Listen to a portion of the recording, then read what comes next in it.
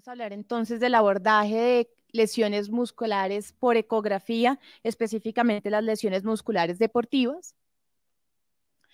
Para desarrollar esta charla vamos a hablar de varias cosas. Primero voy a hablarles un poquito de las generalidades de las lesiones musculares asociadas al deporte, las ventajas de la evaluación ecográfica. Vamos a hablar un poquito de la anatomía relevante para el momento de la evaluación, las nuevas clasificaciones de las lesiones deportivas. Vamos a hablar de las fases de la reparación en las que la ecografía tiene relevancia. Voy a hacer hablar una diapositiva de la lesión tipo Morel-Lavallée, que es una lesión que no corresponde a una lesión muscular, pero que se presenta en el contexto del paciente deportista. Y vamos a concluir con unas ideas adicionales. Entonces, lo primero es saber que la lesión muscular relacionada con el deporte es una separación traumática o una lesión muscular del sarcoma muscular cuando el paciente está en una actividad deportiva. Lo importante acá es que esa lesión muscular impide que el deportista pueda estar en su entrenamiento o pueda competir. ¿Y por qué? Porque son generalmente personas que viven del deporte, ya sea financieramente o porque de verdad tienen una afición importante y tienen unas comorbilidades importantes en términos de incapacidad del paciente. Más o menos 1/3 de los traumas musculares se relacionan con el deporte y hasta casi la mitad de las lesiones musculares se presentan en pacientes que estaban realizando una actividad física deportiva. ¿Cuáles son los factores de riesgo? No todos los tipos de deportes tienen mayor impacto en las lesiones musculares. Generalmente son pacientes o deportistas que tienen que correr, saltar, elevar pesas y sobre todo los deportes de contacto, especialmente el fútbol, soccer. ¿Cuáles son los músculos más comprometidos? De lejos, los músculos más comprometidos y con los que debemos familiarizarnos anatómicamente y su evaluación ecográfica son los músculos gastrocnemio y sóleos. También en segunda medida están los músculos rectos femorales y los músculos isquiotibiales. Entonces, recordar que los músculos isquiotibiales son un grupo de músculos que corresponden semimembranoso, semitendinoso y bíceps. Son músculos independientes, sin embargo, tienen una inserción proximal común que debemos aprender a reconocer. Entonces, ¿cuáles son las ventajas de utilizar ecografía? Pues la primera, que podemos hacer evaluaciones dinámicas. Cuando hacemos evaluaciones de trauma muscular, debemos incluir evaluación dinámica. Es un estudio, como todos sabemos, rápido, asequible, económico. Hoy en día tenemos transductores y equipos de ultrasonografía que son del tamaño de un celular y que se conectan al iPad. Entonces, la tecnología nos permite estar presentes en los sitios donde hay actividades deportivas y donde deberíamos también tener presencia como radiólogos. Vamos a tener, nos va a permitir también hacer una evaluación seriada para poder aportar información en relación con el proceso de recuperación y la mayoría de los músculos los podemos ver por ecografía. ¿Qué necesitamos? Necesitamos transductores lineales de alta frecuencia. Acá es súper importante que nuestros equipos tengan un campo de visión extendida. Las lesiones musculares generalmente no nos van a caber solo en una imagen, sino que tenemos que hacer imágenes largas de visión extendida para poder tomar las medidas adecuadas, saber la extensión y poder determinar y mostrarle a nuestro clínico el compromiso dentro de la anatomía del músculo. El Doppler poder y el Doppler color tienen relevancia para la evaluación del seguimiento durante el proceso de recuperación del paciente y tenemos que hacer, como ya les dije, maniobras de contracción tanto activa como pasiva, maniobras adicionales como poner al paciente de pie cuando estamos sospechando hernias musculares y acá puse en negrilla que el radiólogo sea médico. Si uno como radiólogo no le gusta hablar con el paciente, no le gusta oír al paciente y no le gusta tocar a un paciente, no haga esto. En la Fundación Santa Fe, nosotros tenemos unos espacios de media hora para este tipo de ecografías. Y no porque nos demoremos media hora con el transductor sobre el paciente, es porque uno tiene que sentarse, preguntarle al paciente cómo fue el trauma, cómo fue la lesión, qué actividad estaba teniendo, dónde es el dolor, tocar al paciente, examinarlo, mirarlo, y eso implica tiempo. Toca ser médico y después pasarnos a la parte de imágenes, porque estos son estudios dirigidos. Tenemos que saber dónde vamos a buscar la lesión y no empezar a examinar toda la pierna de un paciente.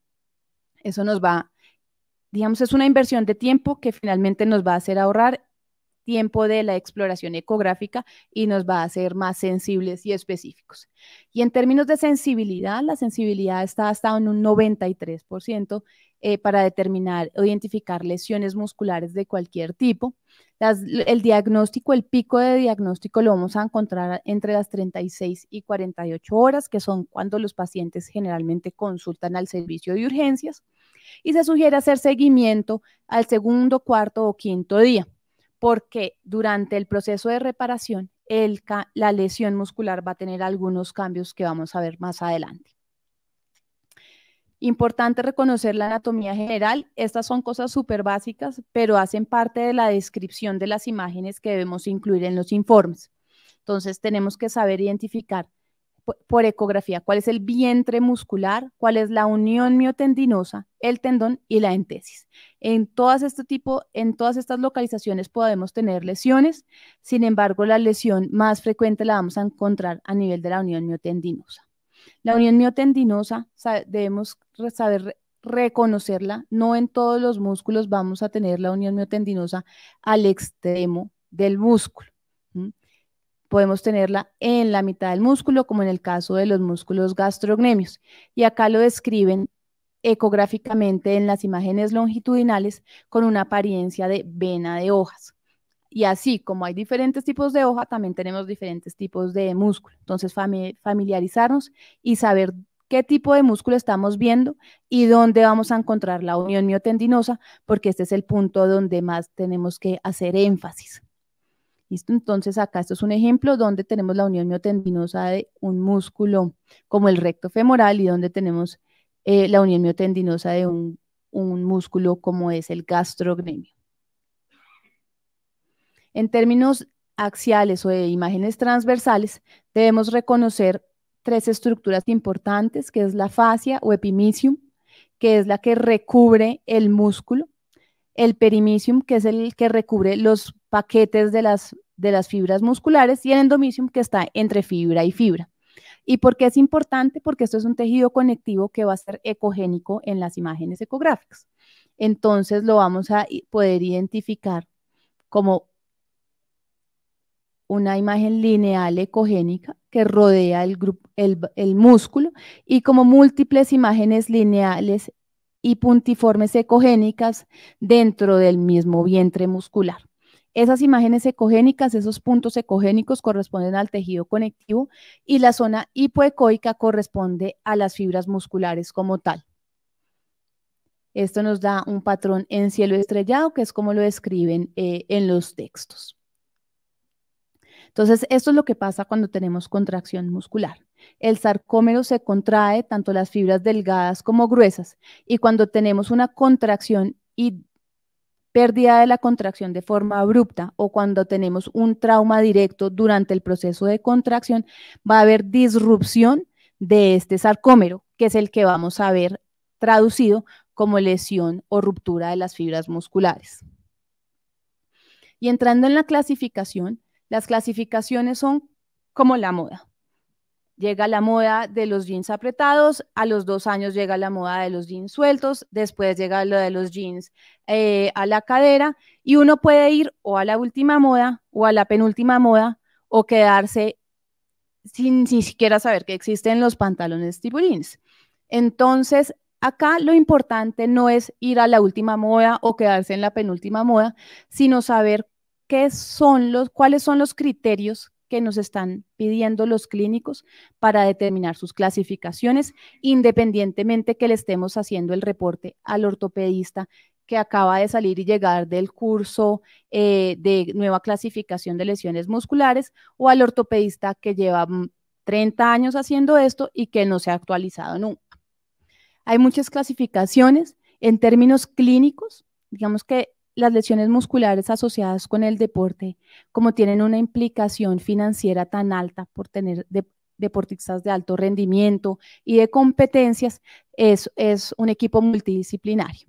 En términos de clasificación clínica, digamos que las últimas guías lo que nos van a hablar van a evaluar el dolor, el rango de movimiento y la pérdida de la función. Entonces vamos a hablar de cuando hay pérdidas de movimiento menores, rangos de movimiento perdidos menores al 10%, de 10 al 25 y más del 25. Esto nosotros digamos que podemos más o menos explorarlo y tenerlo claro antes de ponerle el transductor al paciente. En términos ecográficos, también tenemos clasificaciones desde que vienen desde el 2002, 2004, 2012. Más o menos en el año 2012, el Comité Olímpico Internacional y la UEFA propusieron una clasificación que denominaron la clasificación de injuria muscular de Múnich, en la que se consideró como primera enfoque el mecanismo del trauma. Sin embargo, 4 años después, el grupo italiano lo que hizo fue recopilar todo lo que les estoy hablando, volver la clasificación también multidisciplinaria e incluir la parte clínica, la parte de tratamiento, la parte de retorno al deporte y la parte de imágenes, tanto ecográficas como por resonancia magnética.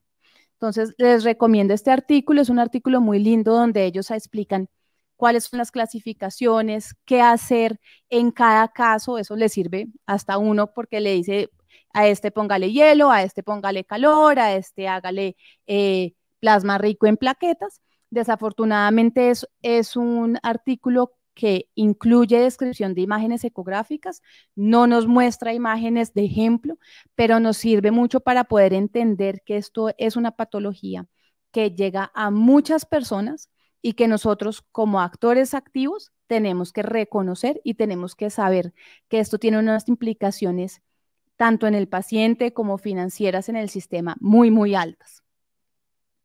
Entonces, más o menos nos divide de acuerdo, o sea, el enfoque empieza en el tipo de trauma. Tenemos trauma directo e indirecto. Cuando hablamos de trauma directo, vamos a hablar de laceración muscular y contusión muscular. Entonces, acá vuelve la clasificación ecográfica que les había mostrado y la clasificación clínica. Básicamente, la evaluación del trauma directo no lo vamos a ver representado en imágenes ecográficas. En resonancia magnética puede que veamos algo, en ecografía es mucho más complicado, así que digamos que esto es más como para conocimiento general y tenemos 3 grados de acuerdo a las limitaciones y a la evaluación clínica del paciente. Básicamente hematoma en algunos casos. ¿Cuándo deben volver los pacientes al deporte o al entrenamiento? Va desde 2 días de reposo hasta 25 días de reposo. O sea que ustedes calculen a un Falcao 25 días sentado en su casa y el equipo que lo tenga contratado, el cual desconozco, le siga pagando todos los millones de euros que le debe estar pagando. ¿Cuándo podemos evaluar estos pacientes? Generalmente después de 24 horas de que tienen el trauma. Son pacientes que en el momento de la lesión están muy sintomáticos, tienen mucho dolor, no quieren que los toquen, no quieren doblar la pierna, no quieren estirar el brazo. Entonces, en ese momento, cuando hacemos la evaluación aguda del paciente, existe un alto riesgo de que la sobreestimemos. Entonces, esperamos a que se enfríe el proceso, como diría cualquier cirujano, y en 24 horas ya lo evaluamos y podemos evaluar si efectivamente corresponde a una contusión muscular o a una laceración muscular o a una lesión estructural del músculo. Entonces, cuando ya hablamos de lesiones indirectas, hablamos de lesiones que se generan durante la contracción y relajación del músculo, que implican un proceso de generación de trauma mucho más complejo. Ya no es un golpe completo, un golpe en seco, sino implica movimientos de contracción y relajación adicional a golpe, adicional a elongación exagerada del músculo. Entonces, inicialmente empezamos con una subdivisión que nos habla de patología, trauma indirecto no estructural. Hablamos de lesiones por fatiga y lesiones como tipo DOMS, que es una lesión de inicio tardío que denominan soreness, que es cuando uno hace ejercicio y al otro día amanece que le duele todo. Ese dolor es lo que se denomina soreness. Y el tipo 2, que es un origen neuromuscular, que no lo vamos a tratar acá, no es traumático, no es deportivo, sino que ya es de origen neuromuscular, ya sea por lesiones de la médula espinal o lesiones neuromusculares específicamente.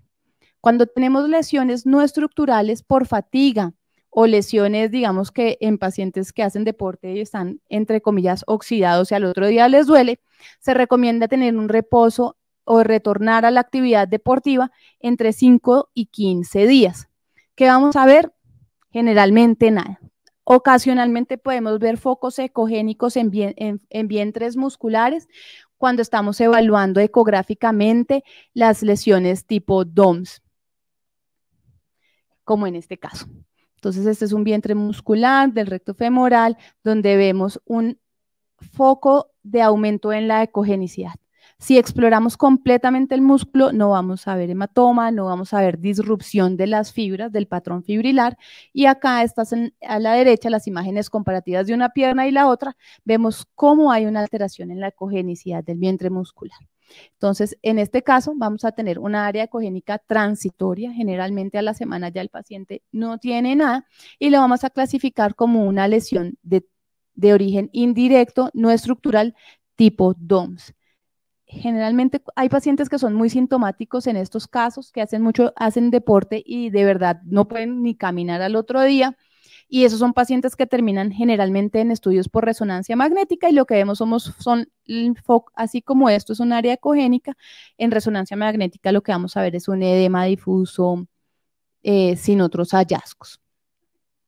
Cuando hablamos de lesiones estructurales, ya vamos a hablar de ruptura muscular como tal. Acá ya empieza la ruptura.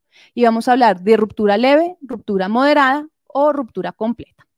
Entonces, cuando hablamos de ruptura leve o moderada, vamos a hablar que el paciente tiene que mantener un reposo entre 15 y 18 días o de 25 a 35 días, dependiendo del grado de lesión. Acá, ¿cómo vamos a diferenciar entre leve y moderado? Generalmente, el foco de alteración o el foco de ruptura lo vamos a ver como un área en estadios agudos hiperecogénica que va a ir cambiando con el tiempo. Después se va a volver heterogénea cuando ya tenemos focos de cicatrización y va a terminar como un foco hipoecogénico. Vamos a ver alteración en la disposición de las fibras musculares y especialmente para diferenciar la leve de la moderada, en la moderada tenemos compromiso de los tejidos adyacentes al músculo. Entonces, acá vamos a tener que agregar un concepto y es definir si el compromiso muscular en el eje longitudinal es proximal, medio o distal. Y esto es importante porque va a cambiar el pronóstico de los pacientes. Se ha demostrado que una lesión de 5 centímetros en el tercio proximal de los músculos isquiotibiales tienen un peor pronóstico que la misma lesión de 5 centímetros en el tercio distal de los mismos.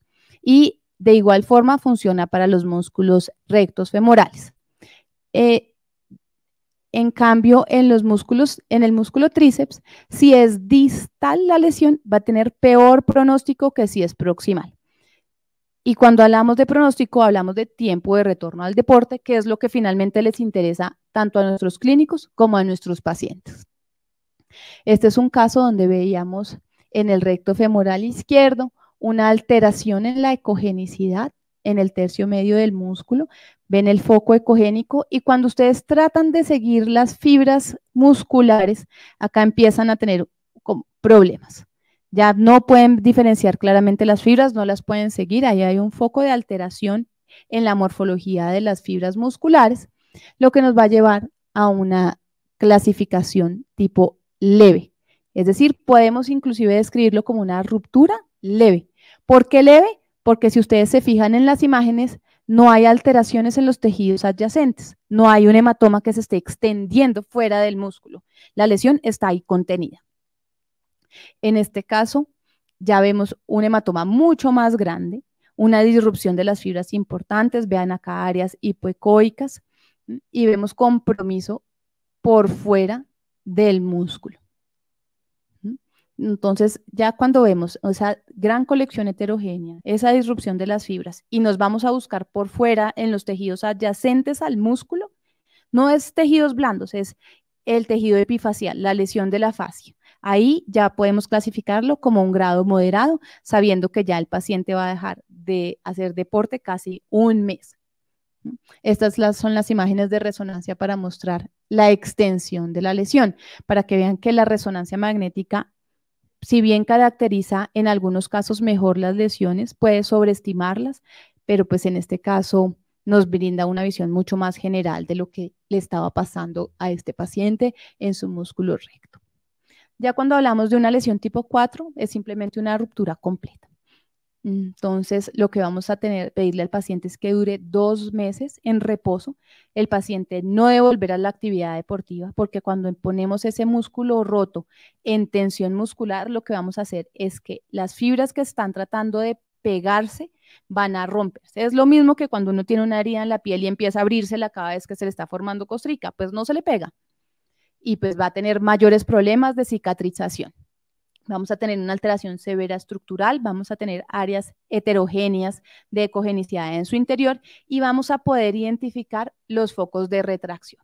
Como en este caso, esto era un recto abdominal, una paciente que hacía CrossFit o que empezó a hacer CrossFit, y vemos cómo las fibras musculares vienen, paran, área hipoecoica, y después continúan. Vemos acá el defecto, vemos acá los márgenes de la lesión muscular en una lesión muscular completa. Vamos a hablar un poquito de reparación. Esto, digamos que el enfoque de esta charla no era hablar de cómo evaluar la reparación de las lesiones musculares. Sin embargo, es importante porque muchos de nuestros pacientes vienen a consulta ecográfica para hacer un seguimiento. Más o menos existen, como ya les conté, algunos lineamientos de cuándo el paciente puede volver al deporte, pero el seguimiento ecográfico nos va a brindar la posibilidad de saber si el paciente debería esperar más o debería esperar menos. No todos los pacientes, y en especial los pacientes deportistas, son malos pacientes manteniendo el reposo en casa. Cuando el médico sospecha que su paciente no está haciendo caso a las recomendaciones de reposo, nos piden estas evaluaciones para saber si efectivamente cuándo es el tiempo más prudente. Y básicamente tenemos 3 etapas de reparación en un caso de lesión muscular. Una fase destructiva, que es en el momento de la lesión, donde hay la ruptura de las fibras musculares. Una fase reparativa, que arranca al segundo día y es cuando generalmente nosotros ya vemos a los pacientes, donde vemos una alteración en la ecogenicidad. Inicialmente en estadios leves vemos un foco ecogénico, en estadios moderados a severos pues ya vemos una formación de hematoma en el defecto de ruptura, y cuando ya tenemos una fase de recuperación, que es donde más tiene relevancia, lo que vamos a ver es una alteración en la ecogenicidad interna del hematoma. Vamos a ver que hay licuefacción del mismo, vamos a ver disminución en el tamaño, por eso es importante tomar medidas en longitudinal y en transversal, y vamos a ver algunos depósitos ecogénicos en su interior que representan el tejido cicatricial fibroso. Idealmente, un paciente que tiene reposo adecuadamente, estos focos ecogénicos que vemos en este ejemplo no son muy extensos, son pequeños focos ecogénicos. Cuando el paciente hace actividad, lo que estamos haciendo es estimular actividad fibrosa cicatricial que termina en cicatrices musculares severas, como en este caso. Quería hacer una mención adicional para la lesión tipo Morel-Lavallée. No es una lesión muscular per se, pero se ocasiona en el contexto del trauma. Y lo que sucede es que el músculo y el tejido graso subcutáneo son estructuras que están en íntimo contacto, que tienen vasos que atraviesan y tienen tejido conectivo que los une. Cuando tenemos lesiones de aceleración, desaceleración, en el que lo que se mueve es el tejido graso subcutáneo, hay una disrupción de esta conexión y se crea un espacio virtual donde se acumula sangre.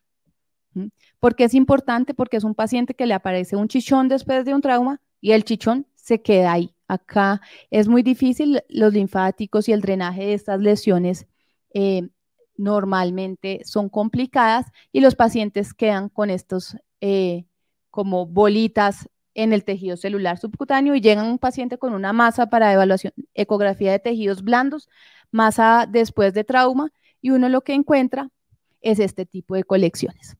Son colecciones generalmente anecoicas, son lesiones que con frecuencia no se infectan porque no hay lesión de tejidos blandos superficiales, la piel está intacta, entonces es muy difícil que llegue una infección a esta localización y lo vamos a ver tanto en resonancia magnética como en ecografía.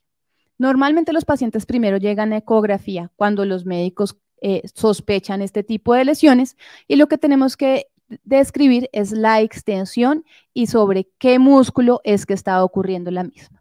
A veces hacen drenajes y compresión de la lesión, o sea, comprimen el área donde se drenó para que eso cicatrice y se pierda ese espacio virtual que se generó posterior al trauma.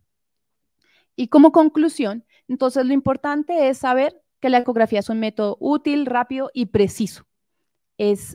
No está sobreestimando las lesiones, no está subestimando las lesiones y nos puede dar la información exacta que necesitamos. Pues nos sirve para hacer seguimiento y en términos de clasificación, más allá de saber números y letras, es saber que el principal mecanismo es el indirecto, se clasifica en 4 tipos y siendo 3 y 4 básicamente las rupturas musculares de las que veníamos a hablar hoy. Nuevamente, las clasificaciones, pues uno bien puede andar a última moda, pero lo importante es saber cuáles son los criterios que los médicos están utilizando para hacer sus clasificaciones y que el ortopedista o el fisiatra o el médico deportólogo que lleva 100 años sin coger un libro y el deportólogo que acaba de llegar del Congreso con la última actualización puedan hacer sus conclusiones y clasificarlas adecuadamente de acuerdo a la clasificación que ellos utilicen. Siempre describir qué músculo es el que está afectado, la localización anatómica, es decir, si hay compromiso del vientre muscular, de la unión miotendinosa, de la entesis o del tendón, y en términos longitudinales, si la lesión es proximal, media o distal. Recuerden que eso va a cambiar el pronóstico en las lesiones musculares de los pacientes. Describir si hay hematoma intramuscular y si el hematoma intramuscular se extiende a los tejidos adyacentes. Recuerden que eso nos va a cambiar la clasificación de ruptura muscular leve a moderada. Describir la extensión de la irregularidad de las fibras que se traduce en el tamaño de la ruptura y el grado de retracción de las fibras en caso de rupturas completas y no olvidar las maniobras dinámicas. Es importante describir si aumenta la retracción o no durante la exploración en el paciente de seguimiento y en el paciente agudo para que los cirujanos puedan determinar si el paciente requiere intervención quirúrgica o solamente con reposo puede recuperar ese músculo. Eso es todo. Muchísimas gracias.